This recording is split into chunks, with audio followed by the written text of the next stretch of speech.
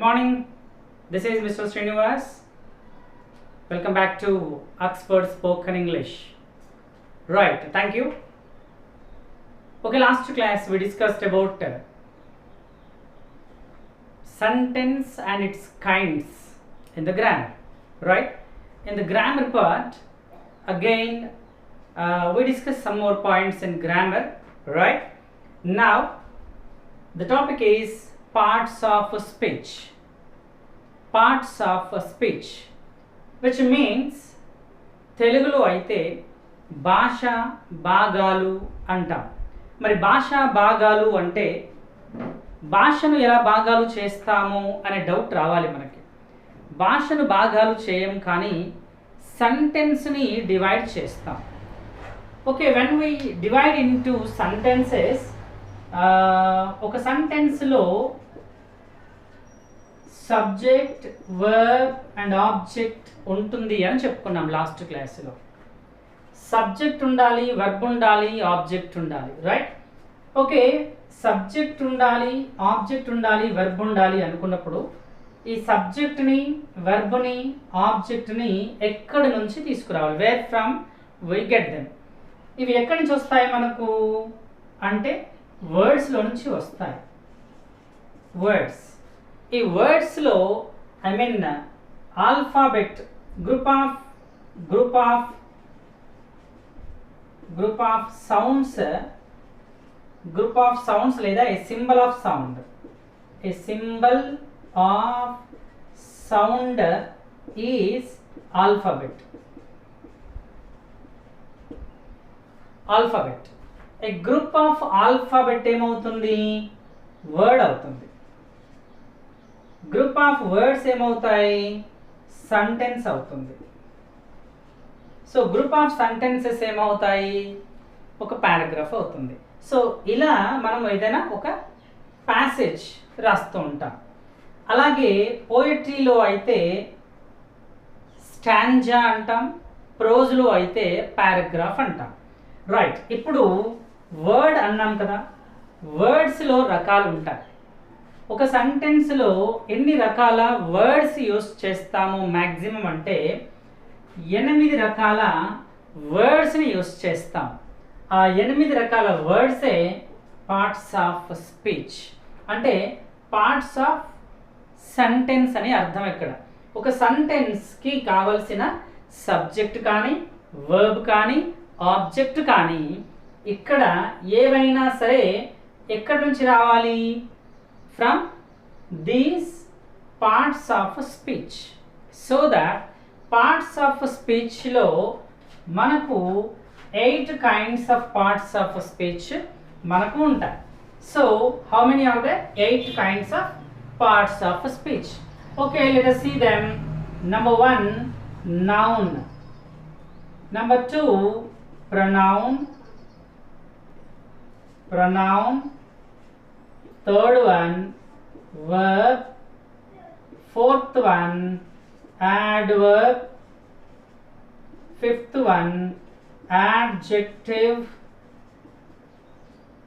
Sixth one, preposition. Seventh one, conjunction.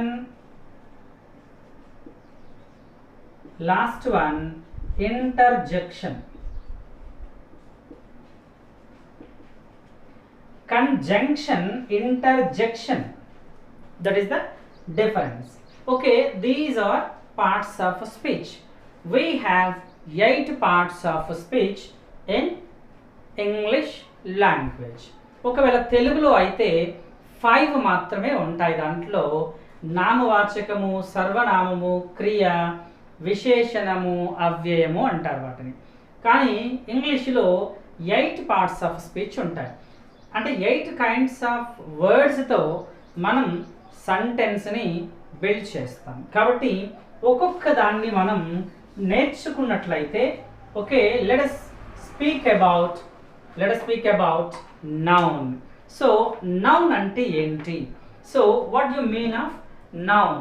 So noun అంటే తెలుగులో నామవాచకము అంటాం. నామవాచకము అంటే విచ్ ఇండికేట్స్ ద నేమ్స్, పేర్లను తెలియజేసేదాన్ని నామవాచకం అంటాం. మనం పేర్లను తెలియజేస్తూ ఉంటాం. పేర్లను అంటే ఫర్ సపోజ్ థింగ్స్ కానీ ఆర్టికల్స్ కానీ తర్వాత హ్యూమన్ బీయింగ్స్ కానీ బర్డ్స్ యానిమల్స్, ఇవన్నిటికి నేమ్స్ మనం ఇండికేట్ చేస్తాం. ప్రతి దానికి నేమ్ ఉంటుంది కదా. సో ప్రతి దానికి ఒక్కొక్క పేరు ఉంటుంది. వాటన్నింటినీ కలిపి కూడా నౌన్ అనే అంటాం. అంటే noun shows the names of things కానీ ఆర్టికల్స్ కానీ హ్యూమన్ బీయింగ్స్ కానీ బర్డ్స్ కానీ యానిమల్స్ కానీ అండ్ సో ఆన్. ప్రతి ఒక్క దానికి కూడా మనం నేమ్స్ పెట్టాం. అయితే ఈ నేమ్స్లో కొన్ని రకాలు మళ్ళీ ఉన్నాయి. మనకు ఒకే రకమైనవి కావు, కొన్ని రకాలు ఉన్నాయి. అంటే ముఖ్యంగా ఒక నౌన్కి 2 రకాల నౌన్స్ మెయిన్గా ఉన్నాయి. ఒకటి abstract noun and second one is concrete noun. So abstract noun means which cannot be seen and touched. అంటే కంటికి కనిపించదు, స్పర్శకు తగలదు. Which cannot be seen and touched, కంటికి కనిపించదు, స్పర్శకు తగలదు. అంటే కనిపించదు అంటే పట్టుకున్నా కనిపించదు అని. For suppose it's a marker which can be seen and touched, ఇది కనిపిస్తుంది కాబట్టి దీన్ని ఏమంటాం? కాంక్రీట్ నౌన్స్ అంటాం. కనిపించే వాటికి పేర్లు పెట్టాం, కనిపించని వాటికి పేర్లు ఉన్నాయి కాబట్టి so which means abstract nouns means which cannot be seen and touched. మనకు కనిపించవు. For suppose beauty, honest, love, pain, wisdom. So likewise ఇవన్నీ కూడా which cannot be seen and touched, కంటికి కనిపించవు, స్పర్శకు తగలవు అన్నమాట. సో ఇక్కడ చూడండి. So concrete noun, concrete means which can be seen and touched, అంటే కనిపిస్తాయి లేదా స్పర్శకు తగులుతాయి. వాటినే మనం కాంక్రీట్ నౌన్స్ అంటాం. సో ఈ కాంక్రీట్ నౌన్స్లో again there are 4 kinds. First one is proper noun, second one is common noun, third one is collective noun, the fourth one is material noun. So concrete noun again is divided into 4 groups. Okay, proper noun, proper in the sense it shows the name of a particular person or thing, అంటే ప్రత్యేకంగా పేరు పెట్టి పిలవడం అన్నమాట. For suppose ఇక్కడ చూడండి, common noun అంటే it shows the name of general thing or general person. ఇక్కడ చూడండి, ఫర్ సపోజ్ మ్యాన్ అన్నాం. మ్యాన్ ఈజ్ ఏ మోర్టల్, మనిషి అనేవాడు చనిపోతాడు. అంటే పర్టిక్యులర్ పర్సన్ మనం ఏం చెప్పట్లేదు ఇక్కడ. సో మనిషి అనేవాడు చనిపోతాడు. So cow gives milk, cow ఏదైనా కావచ్చు. Dog is an honest animal అంటాం. Dog is an honest animal అంటాం. అంటే ఇక్కడ డాగ్ అనేటప్పటికి సో పర్టిక్యులర్ థింగ్ కానీ పర్టిక్యులర్ పర్సన్ కానీ రావట్లేదు.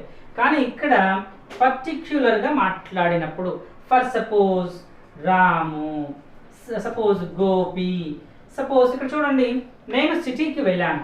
So I went to city. City is a common noun, అంటే సిటీ ఏదైనా కావచ్చు, చాలా సిటీస్ ఉంటాయి కాబట్టి. సో అదే నేను ముంబై వెళ్ళాను. Mumbai is the particular name of the place. So that proper noun అంటాం. Mumbai is a proper noun, city is a common noun, right? అలాగే కలెక్టివ్ నౌన్. సో కలెక్టివ్ అందులోనే మనకు అర్థమైపోతుంది. కలెక్టివ్ అంటే కలెక్షన్, గ్రూప్ నౌన్స్ అన్నమాట. సో ఒకటి కంటే ఎక్కువ ఉన్న వాటికి కొన్ని గ్రూప్స్తో పేరు పెడుతూ ఉంటాం. సో గ్రూప్, ఫర్ సపోజ్ ఇక్కడ చూడండి, రోజ్ అనేది పర్టిక్యులర్గా ఒక ఫ్లవర్ నేమ్ చెప్పాము. అదే ఇక్కడ ఫ్లవర్ అన్నాం అనుకోండి, ఫ్లవర్ ఈజ్ కామన్ నౌన్. అదే ఈ రోజ్ ఫ్లవర్స్ కొన్ని బంచ్గా ఉన్నాయనుకోండి, దాన్ని ఏమంటాం మనం? బొకే. BOUQUET bouquet. అలాగే బంచ్, అలాగే ఆర్మీ, అలాగే gang. So like wise here collective noun. Okay, right. Next one, the last one, material noun. So material noun in the sense, material noun means it is the name of some metal or substance. ఒక వస్తువు కానీ పదార్థము కానీ దాని యొక్క పేర్లు. Metals, ఖనిజాలు, లోహాలు, వాటి యొక్క పేర్ల గురించి చెప్పేదే మెటీరియల్ నౌన్. సో ఇక్కడ material noun in the sense gold కానీ, సిల్వర్ కానీ, copper, cotton, rice, sugar, so ఇలాంటివన్నీ కూడా మెటీరియల్ నౌన్స్ అని చెప్పారు. సో మెటీరియల్ నౌన్కి one more name is there, that is uncountable noun. Uncountable noun అంటారు. ఈ అన్కౌంటబుల్ నౌన్ అంటే విచ్ కెనాట్ బి కౌంటెడ్. వీటిని మనం కౌంట్ చేయలేము, 1 2 3 అని కౌంట్ చేయలేము. అందుకే దాన్ని అన్కౌంటబుల్ నౌన్ అని చెప్తూ ఉంటాం. సో గోల్డ్ ఉంది చూడండి, గోల్డ్ని 1 గోల్డ్, 2 గోల్డ్, 3 గోల్డ్ అని కౌంట్ చేయలేము. So we cannot count them. Silver కానీ, కాపర్ కానీ, కాటన్ కానీ, అలాంటి వాటిని, ఈవెన్ రైస్ కూడా మనం కౌంట్ చేయలేము. సోప్ లాంటిది కూడా మనం కౌంట్ చేయలేము. అందుకే అన్కౌంటబుల్ నౌన్స్ అని అంటాం. సో అగైన్ ఒకసారి మళ్ళీ చూడండి. So noun is the name of some persons or kinds of persons or human beings, animals, birds, right? So there are 2 kinds of nouns first, abstract noun and concrete noun. So abstract noun means which cannot be seen and touched. కంటికి కనిపించదు, స్పర్శకు తగలదు వాటిని. So beauty, honest, love, pain, knowledge, wisdom, so ఇవన్నీ కూడా మనకు కంటికి కనిపించవు, స్పర్శకు తగలదు. సో వీటిని అబ్స్ట్రాక్ట్ నౌన్స్ అని చెప్పుకుంటాం, రైట్? అలాగే concrete noun. So concrete noun means which can be seen and touched, right? కంటికి కనిపిస్తుంది, స్పర్శకు తగులుతుంది. ఓకే, అలాగే దీంట్లో again there are 4 kinds of concrete nouns. First one is proper noun. So proper noun is the name of particular person or thing. ప్రత్యేకంగా పేరు పెట్టి పిలిచేదాన్ని proper noun అంటాం. జనరల్గా పిలిచేదాన్ని కామన్ నౌన్ అంటాం. ఇప్పుడు మనుషులు ఉన్నారు, మనుషులు, జంతువులు, సో వాటికి ప్రాపర్ నౌన్ ఉంటుంది మళ్ళీ. సో మనిషి అన్నాం అనుకోండి, రాము, సోము, గోపి, సమ్ లక్ష్మి, కీర్తి, సంథింగ్, ఇవన్నీ కూడా అంటే పర్టికులర్ నేమ్స్. ఆ నేమ్స్ నేమో ప్రాపర్ నౌన్ అంటాం. అందరూ గర్ల్స్, బాయ్స్, మెన్, విమెన్ అనేవి కామన్ నౌన్ అవుతాయి, రైట్? అలాగే dog, city, flower. So city అన్నాడు, ఏదైనా సిటీ కావచ్చు, కామన్గా సిటీ అంటాం. అదే సిటీ ముంబై, హైదరాబాద్, ఖమ్మం, సంథింగ్, ఇవన్నీ కూడా సిటీస్ యొక్క particular names. So that proper noun. అదే సిటీ అని చెప్పామనుకోండి, కామన్ నౌన్ అవుతుంది, right? So flowers. So rose అన్నామనుకోండి, ప్రాపర్ నౌన్ అవుతుంది. ఫ్లవర్ అన్నామనుకోండి, కామన్ నౌన్. అలాగే collective noun. Collective noun means group names. Group names. So చూడండి, బొకే, బంచ్. బొకే అంటే number of flowers binding, right?